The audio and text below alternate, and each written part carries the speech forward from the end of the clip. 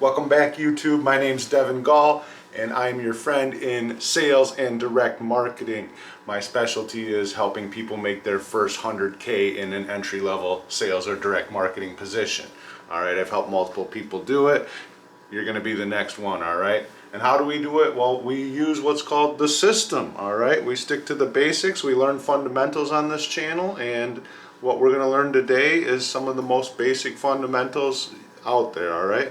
It is called things you shouldn't say, all right? I'm going to start with the wrong thing or banned phrases.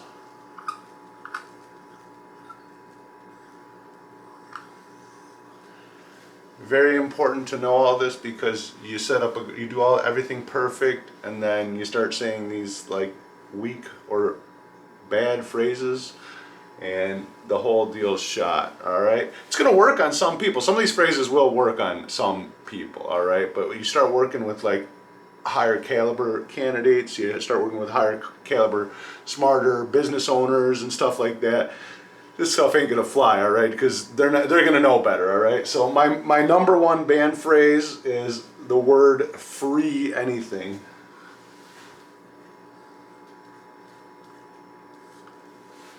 All right.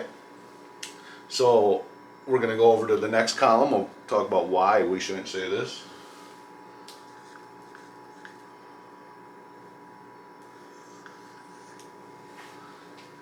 Two main reasons why you shouldn't say any of these phrases is it hurts you and it hurts your business, all right?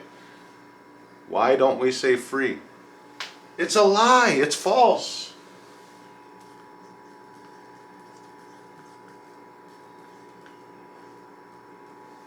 We are not about lying to customers on this channel, all right? We want to sell with integrity. We do sell with honesty. So anything free, we know, what's the old phrase? Nothing's free, right? So what's the correct thing to say? It depends on your product or service, but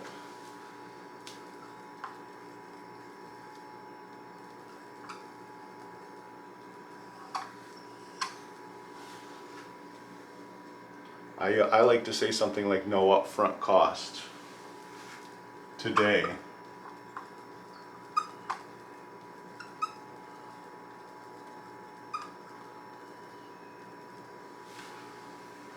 Another thing is we're waiving the equipment, we're waiving the installation cost up front today, right?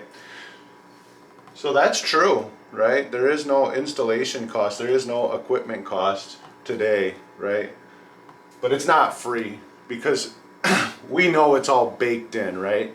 And a higher caliber customer, a higher caliber client, they're going to know that the cost of, if you're not charging me anything for installation and you're getting me to sign some kind of contract or something, or service contract, I know it's baked into the contract and that it's not actually free, right? You're just going to set yourself up for a better client relationship here, all right? So next one is no obligation.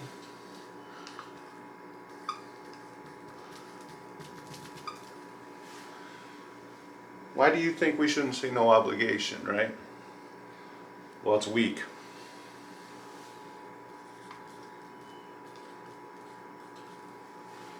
This goes into like talking about refunds and 30-day money-back guarantees, which can be closing tools in certain rare scenarios, but when you tell people there's no obligation, then guess what? They're just there for the info, right?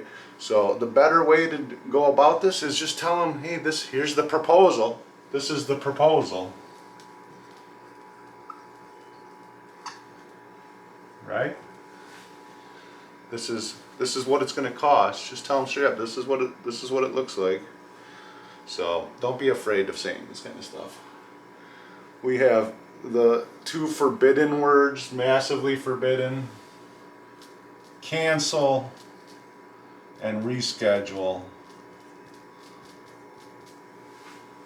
What happens when you tell a customer they can cancel? Just take a guess. Take a guess, YouTube. They cancel, right? It's fine, you can reschedule, it's fine, we don't have to do any paperwork today, you can just reschedule. So then you know what they do, right? You guessed it. They reschedule.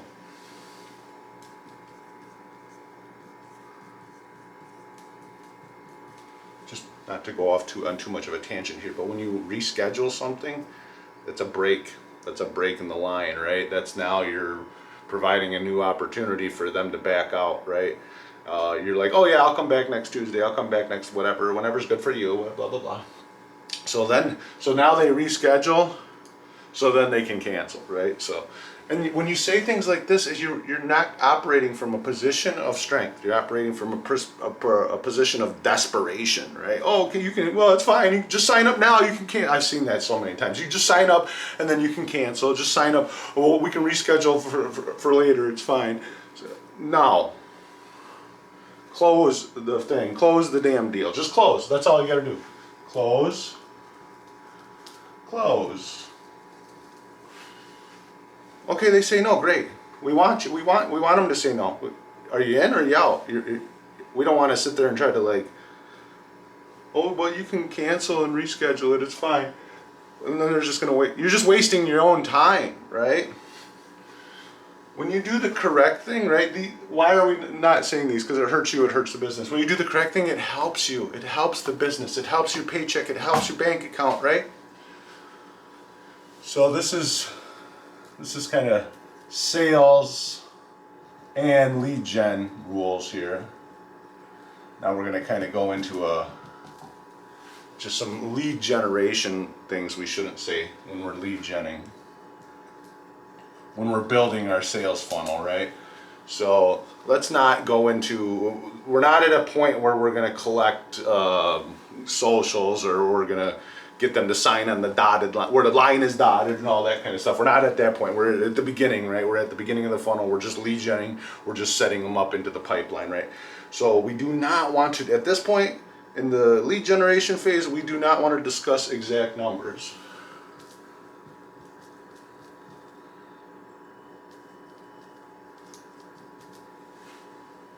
All right.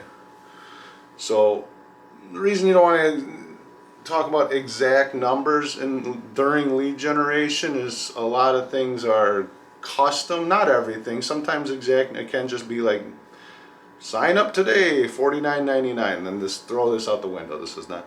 You can just sign them up for $49.99. But you're not lead genning really at that point. You're lead genning them into a close at that point. You're going to do the whole thing together, right? So this is just strictly for lead generation, and then you're going to do either you or someone else is going to go and do the sales consultation later today, down the road, a couple days from now, right? So we don't want to talk about exact numbers if we're not closing the deal right there, all right? Savings percentages or average savings. I hate average savings when you talk about, oh yes, people save about 15%, blah, blah, blah. Well, one, savings is weak, right? We'd rather talk about taking control. It's much more powerful. But average savings, well, you know what happens with an average? There's people that save more or there's people that save less, right? When you're talking about average savings. Very rarely you're going to get the actual person that's going to have the average savings, right? So if they're going to save more, okay, great. If they're going to save less, you just killed 50% of your deals. 50% of your, because you promised 15%, but it's only 12%. So now the lead generator told me something different, Mr. Sales Guy, so thank you for your time, thank you for your info, and now you ain't getting paid commission on your lead, all right? So it's unknowable. A lot of these things are unknowable in the lead generation phase.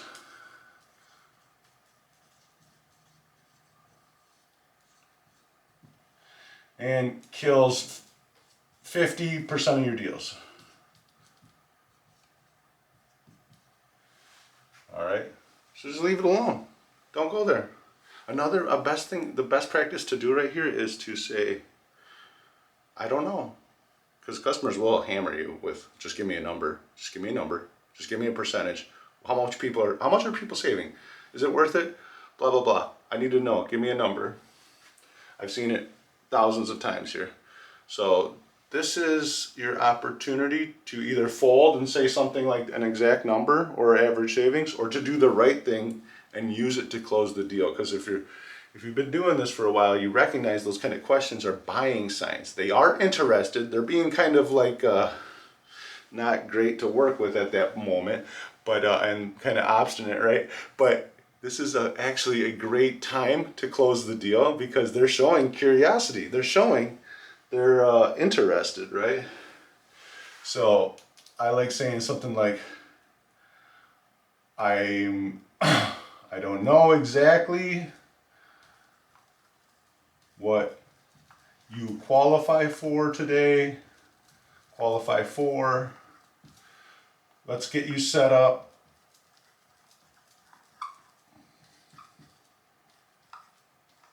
with one of our experts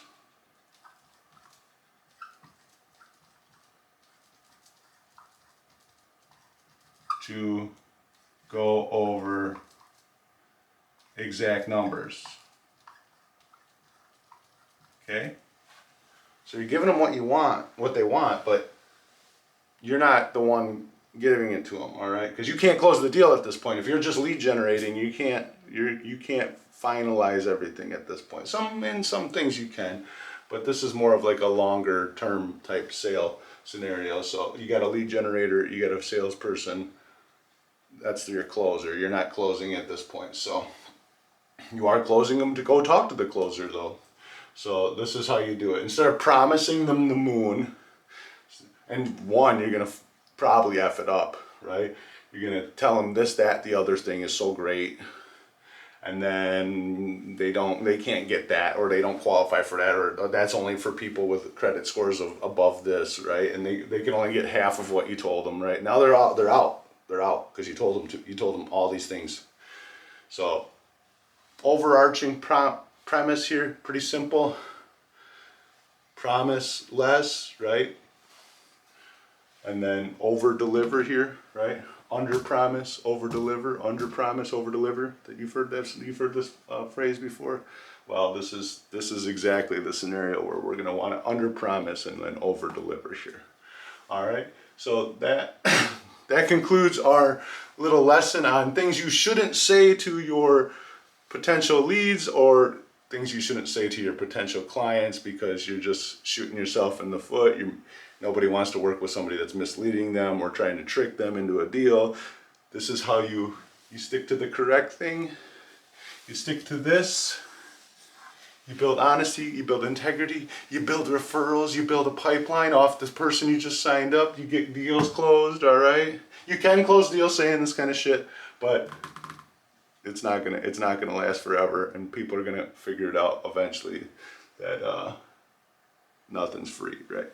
So thank you, appreciate your time today. Remember, success in sales and business is just a bunch of little things put together.